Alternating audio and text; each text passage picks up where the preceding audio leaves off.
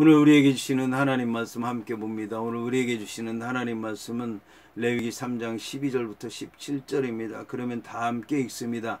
만일 그의 예물이 염소면 그것을 여호와 앞으로 끌어다가 그것의 머리에 안수하고 회막 앞에서 잡을 것이요 아론의 자손은 그 피를 제단 사방에 뿌릴 것이며 그는 그 중에서 예물을 가져다가 여호와께 화제를 드릴지니 곧 내장에 덮인 기름과 내장에 붙은 모든 기름과 두 콩팥과 그 위에 기름 곧 허리 쪽에 있는 것과 간에 덮인 꺼풀을 콩팥과 함께 떼어낼 것이요 제사장은 그것을 제단 위에서 불사를지니 이는 화제로 드리는 음식이요 향기로운 냄새라. 모든 기름은 여호와의 것이니라. 너희는 기름과 피를 먹지 말라. 이는 너희의 모든 처소에서 너희 대대로 지킬 영원한 규례니라. 아멘. 오늘 말씀의 제목은 염소의 화목제입니다. 그러면 본문의 말씀을 통해 다 함께 은혜 나누도록 하겠습니다. 이에 본문의 말씀을 보게 되면 만일 그의 예물이 염소면 그것을 여호와 앞으로 끌어가라고 말씀하고 있습니다. 화목제물에 관한 규례의 마지막으로 염소에 대한 규례를 언급하고 있습니다. 화목제의 예물에서는 희생 제물로 드려지는 짐승의 암컷과 수컷을 구별하지 않았습니다. 그러나 본문에 보게 되면 만일 예물이 염소면이라고 하는 말을 보게 되면 염소를 나타내는 그 히브리어가 에즈라고 하는 단어가 쓰였는데 에즈라고 하는 말은 염소의 여성형으로서 암컷을 가리킬 때 쓰였습니다. 그런 이유 때문에 여기에서 다루는 이 화목 제물이 암컷에 대한 것이라고 생각할 수도 있겠지만 다음 구절에 보게 되면 제물로 바쳐지는 염소의 남성 전미어가 쓰임으로써 그렇지 않다고 하는 것을 얘기하는 것입니다. 그러니까 오늘 이제 성경에 보게 되면 우리 말에는 그런 것이 잘 보이지 않지만 히브리어에 보게 되면은 한 번은 여성 형이 쓰였고 한 번은 남성형이 쓰였다는 얘기입니다. 그래서 이것은 이제 암컷, 수컷 모두 하나님 앞에 드려도 된다라고 하는 것을 얘기하는 것입니다. 자, 소나 양의 경우에도 마찬가지지만 염소를 제물로 삼아 화목제로 드리는 방법에 대해서 알아보도록 하겠습니다. 첫째, 제물을 드리는 자는 암컷과 수컷을 막론하고 흠없는 것으로서 화목제 제물을 정성껏 골라서 그 짐승을 이끌고 회막문 앞 여호와 앞으로 나와야 됩니다. 둘째, 제물 드리는 자는 짐승을 잡기 전 자신의 두 손을 제물의 머리 위에 얹고 힘껏 안수해야 합니다. 셋째, 안수 후에 예물 드리는 자는 그 제물을 번제단 곁 북편 뜰에서 잡아야 합니다. 넷째, 제사장은 그 잡은 제물의 피를 취해서 번제단 사면에 뿌려야 됩니다. 다섯째, 제사장은 화목 제물로 지정된 여러 기름 부분과 콩팥 부분을 취해서 번제단 위 번제물 위에 올려서 화제로 여호와께 드려야 합니다. 한편 끌어온다라고 하는 말에 해당하는 카라브라고 하는 히브리어는 가까이 가져오다라고 하는 뜻으로서 본문에서는 하나님께 예물을 드리기 위해서 예배자가 예물을 회막문까지 가까이 끌고 온다는 말로서 순종의 발걸음을 묘사하기 위해서 사용되었습니다. 본문의 여호와 앞이라고 하는 말은 여호와의 얼굴을 향하여라고 하는 뜻입니다. 이는 여호와의 임재를 의미합니다. 이처럼 예물을 드리는 자는 제물을 제단에 바치는 것도 아니요 제사장에게 바치는 것도 아니요 오직 여호와께서 보시는 가운데 여호와께 드리는 것이라고 하는 것을 알아야 할 것입니다. 이어서 본문은 그것의 머리에 안수하고 회막 앞에서 잡을 것이요 아론의 자손은 그 피를 제단 사방에 뿌릴 것이니라고 말씀하고 있습니다. 본문에 그 머리에 안수할지니라고 하는 말에서 안수는 피차간 서로 연합해서 하나가 된다고 하는 것을 상징하는 행위로서 안수의 목적은 자신이 가진 그 무엇을 다른 사람에게 전가시키는 것을 의미합니다. 따라서 제물에 안수하는 행위는 제물을 드리는 자가 안수를 통해서 그 제물과 하나됨을 나타내는 동시에 자신의 죄를 그 동물에게 전가시킨다고 하는 것을 상징적으로 나타내는 행위라고 하는 것입니다. 따라서 제물 드리는 자는 자신이 직접 피를 흘리지 않고도 자신과 연합된 안수받은 제물의 피 흘림을 통해서 자신의 죄를 속함받을 수 있었던 것입니다. 그러나 이때 제물 드리는 자는 자기 대신 처참히 죽어가는 제물의 모습을 통해서 죄의 심각성과 속죄의 은총을 마음속 깊이 체험해야 했습니다. 한편 안수할 찐이라고 하는 말에 해당하는 사막 그 야도라고 하는 말은 그가 자신의 손을 얹힐 찐이라고 하는 의미인데, 원어상 그 말 속에는 두 가지 뜻이 있습니다. 하나는 제물을 드리는 자가 직접 자신의 손을 제물 위에 놓아야 한다는 것과 제물 위에 손을 얹을 때 힘껏 단단히 누르면서 얹어야 된다라고 하는 것입니다. 이 점에 대해서 유대 랍비들은 제물을 드리는 자는 그의 양손을 희생 제물의 양뿔 사이에 얹고 있는 힘을 다해 힘껏 눌러야 한다고 말했습니다. 본문에 잡을 것이라고 하는 말에 해당하는 샤트라고 하는 말은 동물의 희생 제사와 관련돼서 주로 사용되는데, 처참한 살해를 의미합니다. 이처럼 백성의 속죄를 위해서 흠없는 동물들이 대신 처참하게 설육당했다고 하는 사실은 장차 세상죄를 짊어질 어린 양으로서의 그리스도께서 당하실 고난의 극치를 미리 보여준다고 할 수 있을 것입니다. 따라서 희생 제물을 드려서 속죄함을 받는 자는 죽어가는 제물의 모습을 통해서 죄의 심각성을 철저하게 깨닫는 동시에 크신 속죄의 은총을 잊어서는 안 될 것입니다. 한편 본문은 염소에 해당하는 에즈라고 하는 말의 예물이 암컷에만 쓰인 것이 아니라 염소 전체에 쓰였다라고 하는 것을 알아야 될 것입니다. 여기서 제단에 해당하는 미즈페하라고 하는 말은 도살하다 짐승을 잡다라고 하는 말을 의미를 지닌 자바흐라고 하는 말에서 나온 말로서 짐승을 잡아 바치는 곳이라는 뜻입니다. 이 제단은 놋으로 만들어졌기 때문에 놋제단이라고도 하고, 제물이 거기서 불태워졌기 때문에 번제단이라고도 불렀습니다. 이 단의 크기는 가로 2m 25cm, 세로 2m 25cm, 높이 1m 35cm 가량으로서 회막 내 성물 중에서 가장 큰 기구였습니다. 솔로몬 시대에 이르러서 제단은 가로 9m, 세로 9m, 높이 4m 50cm 가량의 크기로 커졌습니다. 이것은 솔로몬의 성전에서 사용하기에 적합하도록 맞추어진 것입니다. 이어서 본문은 그는 그 중에서 예물을 가져다가 여호와께 화제를 드릴지니 곧 내장에 덮인 기름과 내장에 붙은 모든 기름이라고 말씀하고 있습니다. 화목제물에는 하나님께 가까이 가져오다라고 하는 말에 해당하는 하크리브라고 하는 예물이 있는데, 이 예물은 화제로 드릴 부분과 사람들끼리 함께 나눌 부분이 있었습니다. 따라서 여호와께 드릴 부분을 표현할 때는 염소 전체가 아니라 그 중에서라고 하는 말을 사용합니다. 이와 함께 여호와께라고 하는 말은 그 중에서라고 하는 말과 함께 여호와께 드릴 것이 전체가 아닌 한 부분이라고 하는 것을 분명하게 얘기해 주고 있습니다. 한편 여호와 하나님께 구별하여 가져오는 예물은 여호와께 화제로 드려졌습니다. 자, 이 본문에서 화제에 해당하는 이슈라고 하는 말의 원형 불에 해당하는 히브리어는 애쉬입니다. 여기서 애쉬는 심판의 수단으로서 임하는 불, 제단을 태우는 불, 하나님의 임재의 수단으로서의 불을 의미합니다. 이와 함께 불에 해당하는 애쉬라고 하는 말은 불이라고 하는 뜻과 함께 맹렬하다는 뜻을 가졌습니다. 성경에 의하면 불이라고 하는 것은 깨끗하게 하는 능력이 있다고 말씀하고 있습니다. 제물을 사르는 제단 위에 불은 제물을 다 태우고도 남음이 있는 넉넉한 불이 있지만 항상 꺼지지 않도록 해야 했습니다. 이와 관련해서 성경은 하나님의 임재나 성령의 능력이나 기도의 응답을 불로 표현하고 있습니다. 이스라엘의 제사장들은 백성들이 드린 제물을 번제단의 불로 완전히 태워 여호와께 온전히 드렸습니다. 여기서 불로 태운다라고 하는 것은 제물을 드리는 사람 자신을 태워서 여호와께 드리는 것을 가리키는 것과 같은 의미를 지닌 것으로서 온전한 헌신을 의미했습니다. 이처럼 하나님께 제사를 드리는 자는 자신의 온전히 드리는 헌신적인 자세를 지녀야 하며 여호와께서 받으시는 예배는 불로서 태워드리는 제사였습니다.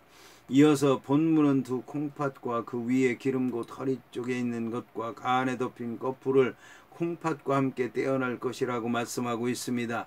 레위기 1장 9절에서 본 것처럼 히브리인들은 인간의 감정이나 생각이 내장에 있는 케레브와 콩팥에 해당하는 킬레아와 간에 해당하는 카베드에 있다고 생각을 했습니다. 따라서 본문에서 두 콩팥을 드리라고 한 것은 예배자의 감정과 생각을 함께 드리라고 하는 상징적 의미를 지니고 있습니다. 화목제는 맹세를 하거나 여호와의 구원과 여호와의 긍휼하심을 찬양할 때에 예배드리는 사람의 감정이 자발적으로 우러나와서 드리는 제사입니다. 따라서 사람의 감정이 머물러 있다고 생각되었던 내장과 콩팥이 특별히 구분되어 화제로 태워 드려졌던 것은 자발적인 화목제사의 성격과 잘 들어맞는다고 할 수 있습니다. 본문에서 기름에 해당하는 헬레브라고 하는 말은 기름, 지방이라고 하는 뜻을 지닌 말입니다. 본래 기름에 해당하는 헬레브라고 하는 말은 덮여 있다라고 하는 뜻의 동사 할라브에서 유래하였는데 짐승들의 몸의 주요 부분이 기름으로 덮여 있었기 때문입니다. 이와 함께 허리에 해당하는 케살이라고 하는 말은 허리, 확신이라고 하는 뜻을 지닙니다. 여기서 떼어낼 것이다라고 하는 말은 떼어내다, 제거하다라고 하는 뜻으로서 여기서 떼어낸다라고 하는 말은 이제 여호와 하나님을 위해서 구별되게 남겨놓는다고 하는 그런 뜻입니다. 이어서 본문은 제사장은 그것을 제단 위에서 불사를 지니 이는 화제로 드리는 음식이요 향기로운 냄새라 모든 기름은 여호와의 것이니라고 말씀하고 있습니다. 여호와께 드리는 예물은 날 것 그대로가 아니라 항상 불로 태워 화제로 드려졌습니다. 본문에 이는 화제로 여호와께 드리는 음식이니라고 하는 말을 직역하면 여호와를 위한 화제의 떡입니다. 그러나 떡으로 직역되는 레헴이라고 하는 말은 보편적인 음식을 가리키기도 하기 때문에 한글 개역개정 성경에서는 문맥에 맞추어서 레헴이라고 하는 말을 음식으로 번역을 했습니다. 한편 여호와를 위한 음식이라고 하는 말은 고대 근동 사람들이 흔히 생각하듯이 신들이 사람들이 바친 제물을 먹고 산다라고 하는 그런 생각과는 많은 차이가 있습니다. 왜냐하면 여호와를 위한 음식이라고 하는 것은 여호와께서 드시는 음식, 여호와께서 받으시는 음식, 여호와께서 취하시는 음식이라고 하는 뜻이 아니라 말 그대로 여호와를 위하여 바쳐지는 음식이라는 의미가 있습니다. 이는 여호와를 위해서 사람들이 희생시킨 음식이라고 하는 뜻으로서 화목제의 대상이 여호와라고 하는 것을 말하는 것입니다. 물론 화목제 제물은 하나님께 태워드린 것 외에 사람들이 나누어 먹기 때문에 사람들을 위한 제물로서의 성격도 있지만 이것은 어디까지나 부수적인 것이고 가장 먼저 하나님께 온전히 바치는 것이 전제되어야 하는 것입니다. 본문에 여호와께 드리는 음식이라고 하는 말과 관련해서 일반적으로 여호와께 드려지는 제물을 가리켜서 성경은 레위기 21장 6절과 7절을 보게 되면 하나님의 음식이라고 말하고 있고 레위기 28장 2절을 보게 되면 여호와의 음식이라고 말하고 있습니다. 물론 이것은 하나님을 인간과 동일시해서 의인화시킨 수사법인데 그 의미는 하나님께서 인간의 순종과 제물에 뿌려진 피를 보고서 그 제사 제물을 기쁘게 인정하신다고 하는 뜻입니다. 이것은 번제의 경우에는 여호와께 향기로운 냄새니라고 하는 표현을 하고 있는데 이러한 의미와 통한다고 할 수 있습니다. 여기서 양의 화제를 소의 화제와는 달리 향기로운 냄새라고 하지 않고 여호와께 드리라는 음식이라고 얘기를 하고 있고 역시 이제 염소도 여호와께 드리는 음식이라고 말하는 것은 고대 유목민들이 주로 먹는 음식이 고기였다라고 하는 것을 얘기하는 것입니다.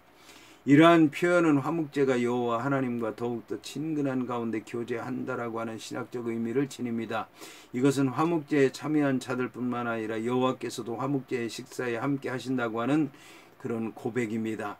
하나님께서는 예배자의 정성과 그 예물이 상징하고 있는 것처럼 예배자의 헌신이나 화목의 의미를 향기로운 냄새로 받으시길 원하셨던 것입니다. 그래서 하나님께 드리는 예물을 불태워 화제로 드리라고 명령하신 것입니다. 하나님은 영이시기 때문에 물질은 의미가 없습니다. 그분은 오로지 제사 드리는 자들의 사랑과 순종을 받으시기를 원하시며 그들의 삶에 들어가서 깊은 교제를 나누며 그들과 함께 동행하시기를 원하시는 것입니다. 본문의 모든 기름은 여호와의 것이니라고 말씀하는 것은 3절에서 본 것처럼 기름에 해당하는 헬레브라고 하는 말이 지방이라고 하는 의미와 더불어 최상의 것이라고 하는 의미도 지녔습니다. 기름이라고 하는 말이 지방이라고 하는 뜻만 가지고 있는 것이 아니라 최상이라고 하는 의미도 지녔다라고 하는 말입니다. 따라서 본문은 하나님께서 우리의 최상의 것을 원하신다고 하는 의미로 해석할 수 있는 것입니다. 그뿐만 아니라 예물이 예배자를 대신한다고 할 때 모든 기름을 여호와의 것으로 드리는 것은 곧 예배자의 삶에서 가장 최고의 부분을 하나님께 드린다고 하는 것을 의미하는 것입니다. 그런데 사람에게 있어서 가장 중요한 것은 그의 생명입니다. 그러므로 우리는 하나님께 우리의 생명을 바칠 수 있어야 하며 그것은 우리의 전부를 드리는 것입니다.